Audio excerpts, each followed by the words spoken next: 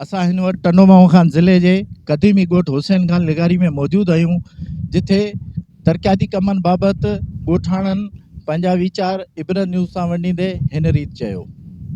यानी कि 10 साल थिया आहिनि कमु बंदि पियो आहे ऐं हिन में ॾिसो हली अंदरि को गंदगी माण्हू काकूस पिया कनि ऐं जुआ ऐं इहा मंशात हिन में हलंदी आहे ऐं के 10 साल थिया आहिनि को माण्हू चूंडियल नुमाइंदो बि हिते ॻोठ में कोन आयो आहे। अञा स्कूल जो को कमु न हलियो आहे ऐं दीवारूं ॿीवारनि खे हाणे सैलाब जी छितूं बरसाति पई टिमियूं आहिनि। हाणे बरसाति जो पाणी लोह खे साड़ी छॾे छितूं बि कमज़ोर थी वयूं ऐं महिरबानी करे ही स्कूल जो यकदमि कमु हलाइनि त वीचारा ॿार परेशानी खां बचनि। है न कि का बि सहूलियत कान मिली आहे, न गटर आहे, न अस्पताल आहे, न नालियूं आहिनि, रोड सफ़ा ख़तमु थिया पिया आहिनि, का बि सहूलियत कान ॾिनी वई आहे। जहिड़ो करे ही पाकिस्तान में ॻोठ ई कोन्हे। असांजे ॻोठ जी का बि तकलीफ़ सभु आहे, हिते ड्रेनेज जो वॾो में वॾो मसइलो लॻो पियो आहे। बरसातूं पवनि पियूं, असीं पंहिंजे पाण में विढ़ी चट था थियूं ऐं ॿियो असांजे ॻोठ जी का बि निमाइना अचनि था अचो ही कापी आहे, ही कापी आहे, हिते घर स्कीम हलाया हुई त असांजा न जंहिंजा घर ठहियल आहिनि उन्हनि जा नाला ॾिया विया, असांजा नाला ग़रीबनि जा कोन ॾिया विया।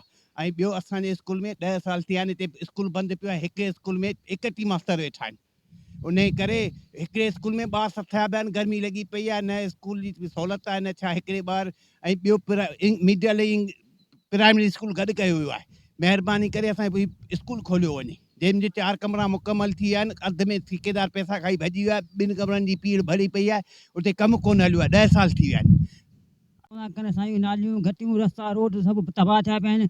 स्कूल रस्ता ॿिया टाई सभु अचनि उहे हिते वाइदा वॾा वचन करियो, वॾा नोट करियो ऐं सभिनि खे का शइ कोन ॾिनी। रोड रस्ता सभु घस बंदि लॻा पिया आहिनि। असां ग़रीबनि ज़ुल्म कहिड़ो कयो, असांजा घर टुटा पिया आहिनि। गवर्नमेंट में PPI वारा घर मंज़ूर करिया आहिनि, उहो कंहिंखे ज़ुल्म आहे, कंहिंखे रुपयो कोन, सभु पंहिंजा पाण वठी माल खाई नानी कोन करे हलिया। असीं ग़रीब माण्हू परेशान लॻा पिया आहियूं। भूनी जो हाल ॾिसो, रोडनि जो हाल ॾिसो, इन तबाही मचाई आहे। PPI ने कंहिंखे कोन ॾिनो अथनि। नाज़रीन, टंडोमाऊ खान ज़िले के गोठ हुसैन खान लिगारी के रहवासियुनि जूं गोठ जी तरक्याती कमनि बाबत दावूं ॿुधियूं।